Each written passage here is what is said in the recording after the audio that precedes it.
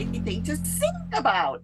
Well, let's ask Mark about Chanteuse, and I'll join in. Chanteuse, written by and performed by Alan Palmer, with music by David Ladd, directed by Dorothy Danner, tells the story of a gay man who is tormented by feeling different in his childhood, but became liberated in the decadent and tolerant atmosphere of Weimar Berlin. But when the Nazis came to power, everything changed.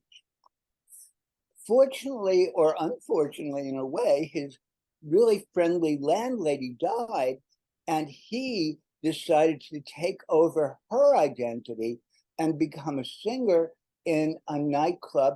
The manager or proprietor, I'm not sure of which, of that club fell in love with him, and they were happy for a while. But this being Nazi Germany, that happiness couldn't last. This was almost completely sung through. It felt like a one-person opera almost. And the songs were not like the wonderful 30s cabaret songs. It was more a bit operatic. But I still liked it a lot. I thought it was a really fascinating story. And, you know, for a one-person performance, I thought Alan Palmer really did a good job. I give it a happy. Yeah, I agree. I mean, it was really astounding, and that set was incredible. I mean, you really felt like you were in this little cramped space. And oh my gosh, I mean, the thing is, he picked the wrong woman to impersonate because she was Jewish. So he had a double whammy. He was trying to avoid being taken for being gay, and so he pretends because he thinks it's safer to be a Jew, and he was wrong.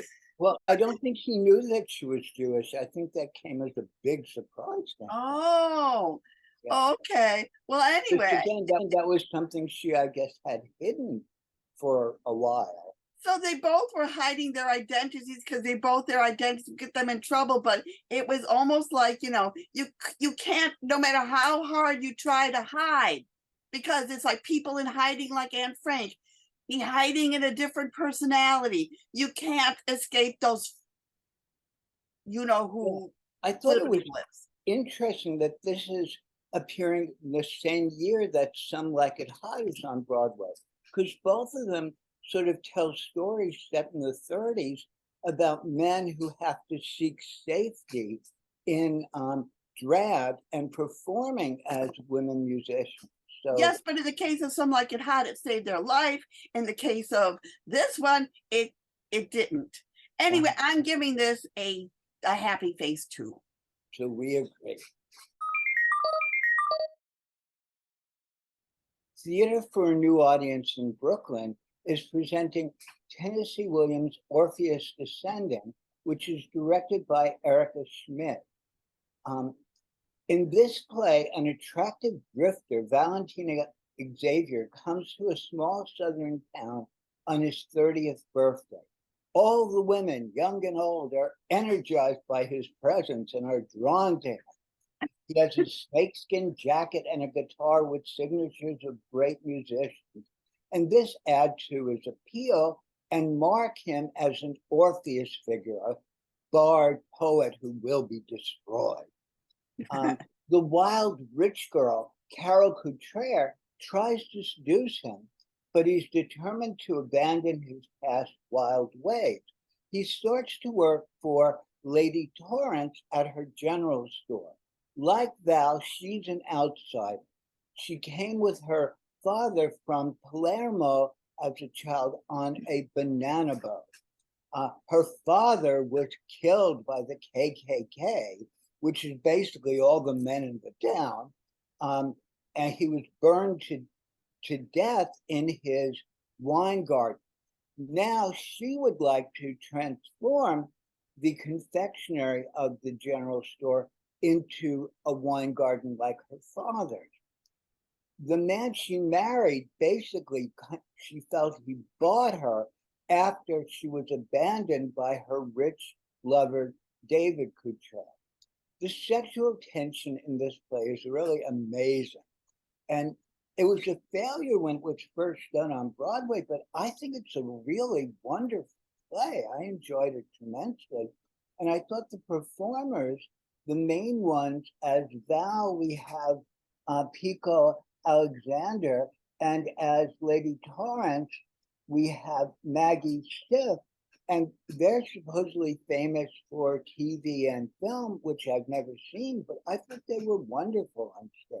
No, Maggie Siff has done a lot of theater. I've seen her on theater a lot. She abandoned us for television to make some money, but no, she's a theater animal. Well, both of them seem to be. And this is a play that I gave a happy face. Oh, yeah. And who played Carol? Because Carol was wonderful, too. Carol was wonderful. Julia McDermott. Okay. Well, there was a character in here, a little old lady named Eva. So I was giggling every time little old lady Eva came on. But it was like, and the town gossips, the little old lady gossips who like just sat around gossiping all the time. They were sort of like the Greek chorus. So really, I love Tennessee Williams, and I realized this is one I have never seen. I haven't seen a movie. I've never seen a play. I've never seen a version of this. So this was brand new to me, and it was exciting. And John Lahr gave a talk afterwards about it. It was really riveting. And I asked him because usually Tennessee Williams really throws his title around a lot in the play. We never once hear him say Orpheus descending. So I'm like, I don't understand the title. But he explained, just like Mark did, about he is a musician and he's descending basically into this hellish small town and trying to rescue his lady love. And, he looks back, and that's a mistake. But don't look back, look ahead and go see this. And I'm giving this a major happy face too. And that Pico Alexander is so, be still my heart. Yes, I would be one of those women screeching over him. The movie, by the way, is The Fugitive Kind, which is referenced quite strongly in Carol Cutrera's last speech. And the movie stars Marlon Brando and Anna Magnani. It's really quite a film. Oh, and we should mention there's this sort of very religious woman who has visions and makes paintings of them, but it affects her eyesight so strongly, these visions. It's just really, it's really, theater for an audience does a wonderful job, and it's just really good, and you really should go see this. So again, Mark and I are agreeable this show. No throwing playbills at him. Happy face for me too. Lucky for you, Alex Edelman's Just for Us is back on Broadway now, so you can enjoy it, because this had me laughing from start to finish. He really knows how to make lemons and make lemonade. He reveled in all the anti-Semitic remarks made to him on Twitter and created an account just for them. Bears should be poked to make them more bearable, but really, can they? He ended up finding out about a white nationalist gathering at an apartment in New York City, and he walked right into the lion's den. Everyone was clueless except for one suspicious person. He was having a fine old time flirting with this Alex was having a fine old time, though, flirting with this Aryan chick.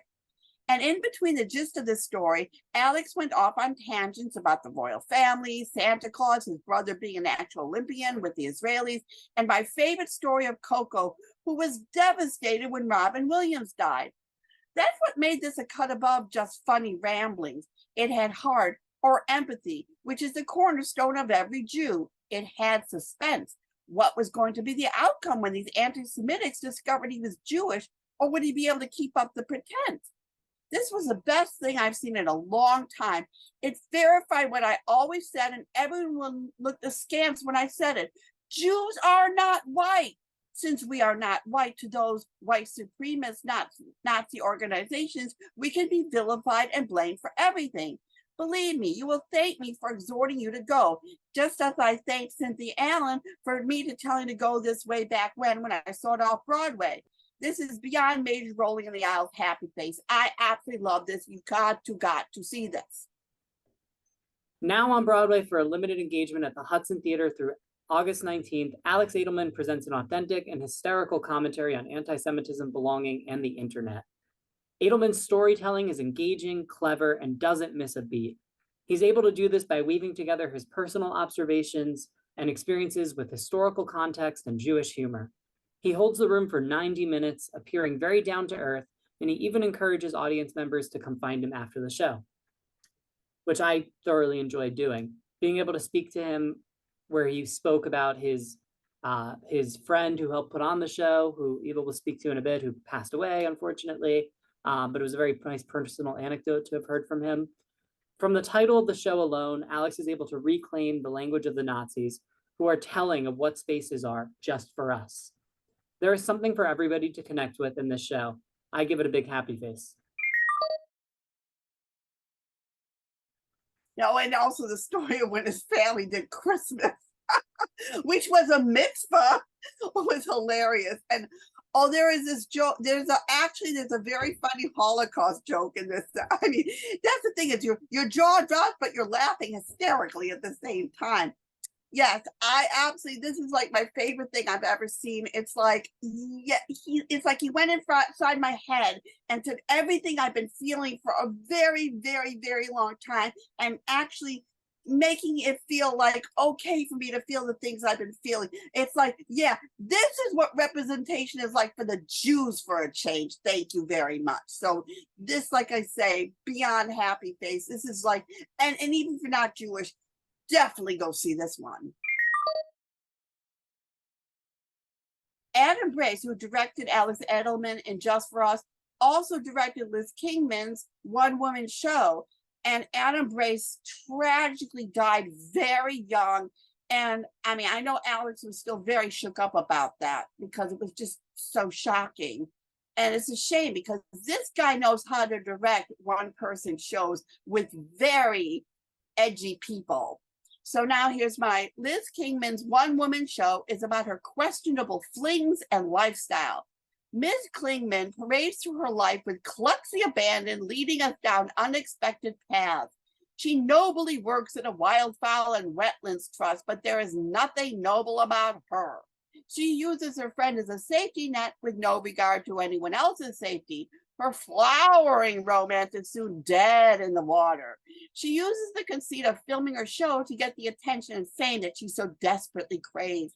This allows for constant interruptions and comments that leave us jaw dropped and mouth opened in gales of laughter. This show isn't for the birds and a real hoot, although I can't say for certain that nothing was harmed in the telling of this dark and comic tale. Maybe just your sides from laughing so hard. Happy, happy face. I made a lot of references in this, which you will get if you see this. So you have to see this to understand my review even better. But I ain't giving nothing away because the ending is just so, what?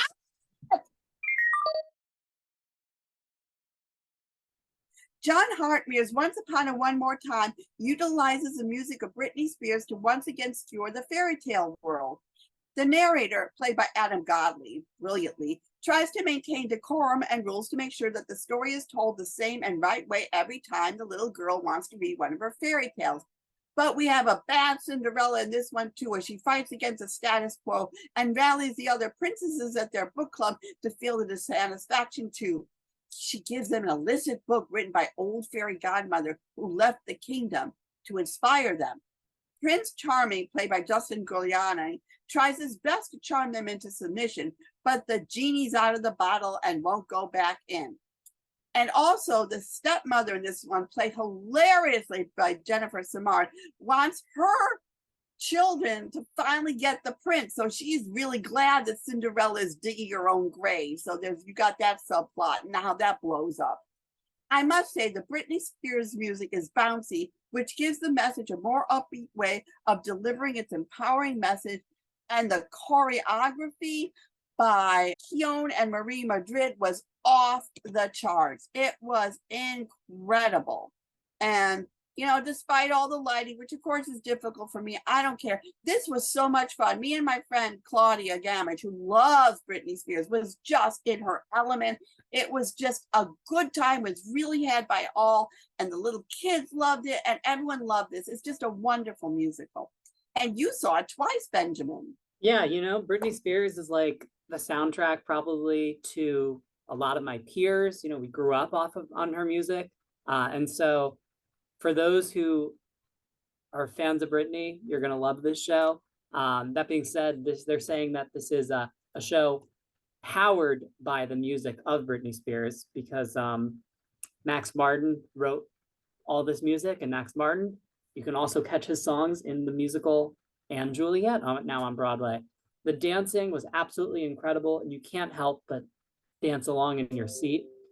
The main theme of the show is a female empowerment, where there's a retelling of classic fairy tales taking place. The dialogue was absolutely hysterical, and the show felt very similar to anybody who may have seen the off-Broadway show Between the Lines and the current Broadway show and Juliet. And Bad Cinderella by Andrew Lloyd Webber. Yeah, it was interesting that this past Broadway season, you ended up with effectively 3 Cinderellas at the same time. And don't being forget Into the Woods, Bad Cinderella, and Once Upon a One More Time. Yeah. Britney Spears has a song, Cinderella, which I found appropriate and fitting for this show. But overall, I give it a happy face, and I think younger audiences especially will connect with this show and have a fun night out with it. To me, it was like, I didn't realize it was just even shoehorned in, because the music was so seamless to the plot. So exactly. Yeah, total happy face. Go bring the whole family to this one. So now it's they're doing for free Shakespeare in the Park. They're doing Shakespeare's Hamlet, which is about that brooding prince of Denmark, played by Ado Blankson Wood. And he's entreated by his father's murdered spirit to avenge his death by killing his brother and Hamlet's uncle Claudius, played by the brilliant John Douglas Thompson, who is Bina's favorite. And he married Gertrude, Hamlet's mother, and the king's wife. This is easier thought upon than acted on. Hamlet is a ditherer. He dithers about killing his uncle. He dithers about his love for Ophelia, played by Sophia Pfeiffer, who I saw brilliantly in Almost Famous. And he keeps sending her these mixed messages, which would drive anyone mad. He dithers over confronting his mother over her lusty acceptance of Claudia. Because of this, he hurts a lot of innocent people like Ophelia's dad Polonius and her brother Laertes. His school chums, Rosencrantz and Guildenstern, are caught in the crossfires of the animosity between Hamlet and Claudius. And the only one that comes off unscathed are Horatio, Hamlet's trusted friend, and the gravedigger, whose job is to dig the graves, not occupy them. For those of you expecting a dry as dust Shakespeare, as if we were still at the Globe in the 16th century, you will be disappointed, which is what Bina was. If you like updated, conversational, accessible, entertaining Shakespeare, then this is the version for you, and for me, quite frankly, because I hate Shakespeare, and it was pouring with rain, and by the end of the evening, I was the only one left in the row. Everyone else was too wet and didn't care. But I mean, I was surprised that I enjoyed it as much as I did, because I just saw Fat Ham. So I had that in my mind, kind of like helping me to enjoy this more. Sort of, it was like superimposed. I don't know, but it immediately sets you in the mood with this great doo-wop group that starts it all. Brandon Gill, Colby Lewis, Lang, Lafton Royce, and Lance Alexander Smith. I love that opening. Their harmonizing at the king's funeral was wonderful. And the sets and costumes may have an American militaristic feel to them, but the text and purpose remains the same. Ado Blankson Wood came across as a conflicted kid, not knowing what to do with all these feelings. So Leah Pfeiffer's Ophelia was even more tragic than usual. She really loved Hamlet and thought he loved her, but he was so wrapped up in himself, he ended up trifling with her emotions. It didn't help that she had an interfering father, Polonius. And I really loved Daniel Pierce's Polonius. He was such a busybody, snooping and eavesdropping and giving unsolicited advice. Nick Rayberger's Laertes, along with Mitchell Winter's Rosencrantz and Brendan Gill's Guildenstern, exhibited that youthful frat boy exuberance. Lorraine Toussaint was torn between loyalty to her dead husband, concern over her son's behavior, and wanting to enjoy her life with Claudius. And John Douglas Thompson is one of America's finest actors, and he had to make Claudius appealing to cover up his real nefariousness. But to me, Winter Miller was the best Horatio I have ever seen. He was not some lofty Shakespearean creation, but a real mensch. He made me feel real emotion over a play that I have seen done to death. I was vastly amused that when I saw this, I had a torrential downpour that delayed the play and drenched everyone.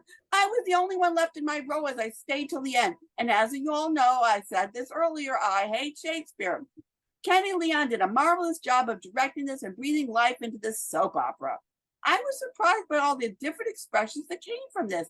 It was like the top 10 phrases we know and use, especially from Peter Pan, hoisted by my own petard.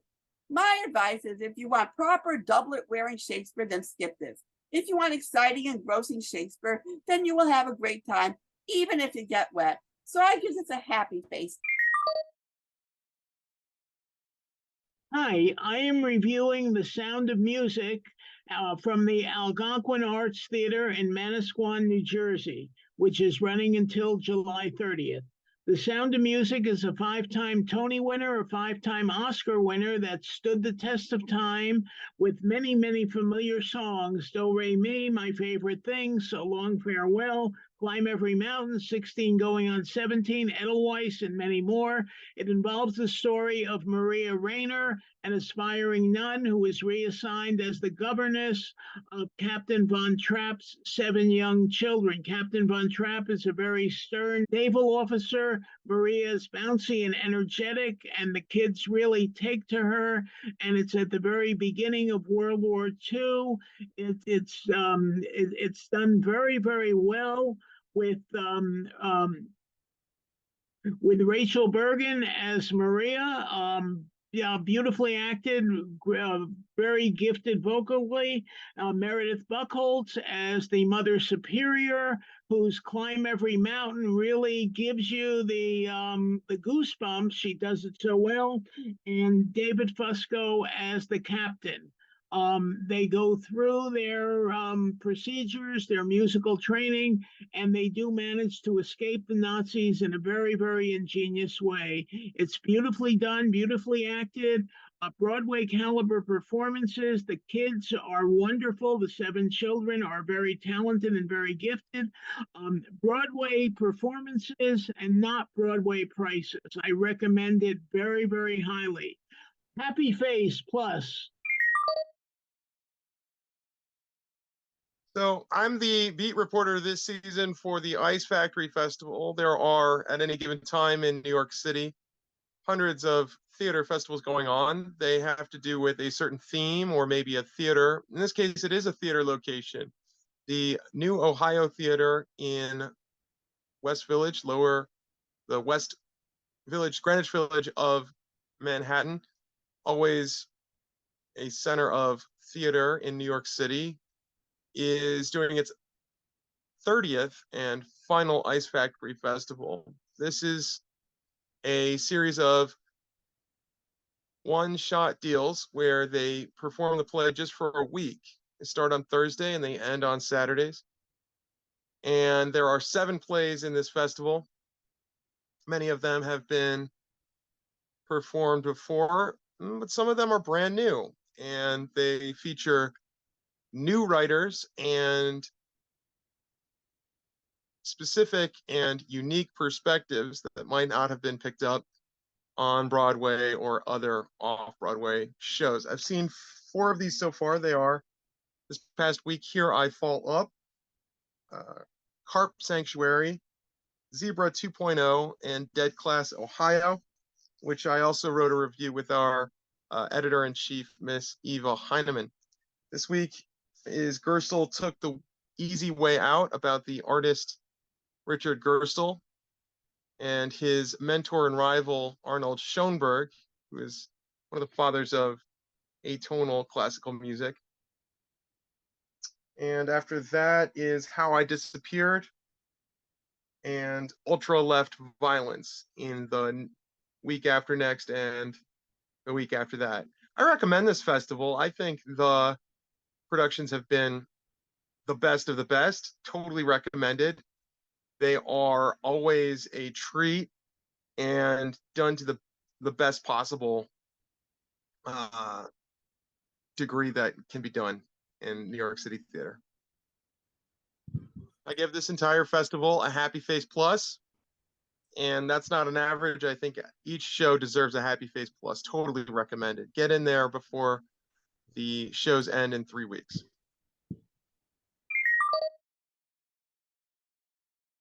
Galatea 2.0 is now playing at the Brooklyn Art House in Williamsburg in Brooklyn. And this was a mixed face from me, but that doesn't mean you shouldn't see the show. I think the show is excellent. The lighting design by Miss Scaletta was the best lighting I've seen in a theatrical work in New York City theater ever. She did an excellent job of showing a medieval lighting concept called chiaroscuro, which actually appears in medieval paintings. But the lighting designer understood this and actually communicated a very subtle point, which was when to view the main actresses as robots or as human beings. This show was a gas. It was just a lot of fun. It was a inquiry into sex dolls and pornography in the 21st century. I gave it a mixed face. I couldn't give it a happy face plus, but that doesn't mean it's not an excellent show. I think the questions are important. I think the production was excellent, and I totally recommend it. Definitely mixed face, and still definitely recommend it. Go see Galatea 2.0 at the Brooklyn Art House in Williamsburg. Try for the Kingdom is now playing at the Vino Theater in Williamsburg, and I gave this one a happy face plus because I think it's an excellent show. The show recounts how three heroin junkies in a basement apartment in Brooklyn are trying to get a hit and how they fight with each other and everyone around them. And so while I don't think that the 1970s and 1980s New York City should be romanticized, I think that this narrative of how Williamsburg and Bushwick and Bed-Stuy in Brooklyn are the cutting edge of art and fashion in New York City is an important narrative. It's an important plot line. And so to consider these heretofore rejected people and characters is absolutely important. I thought it was a great play. I totally recommend it. Happy face plus. Thank you so much. Jan Ewing sitting in for Eva, who is up to her ears in Broadway Con. The next show is August 12th. Check out our website for openings, closings, and more comprehensive reviews. Thanks for watching. See you next time on High Drama.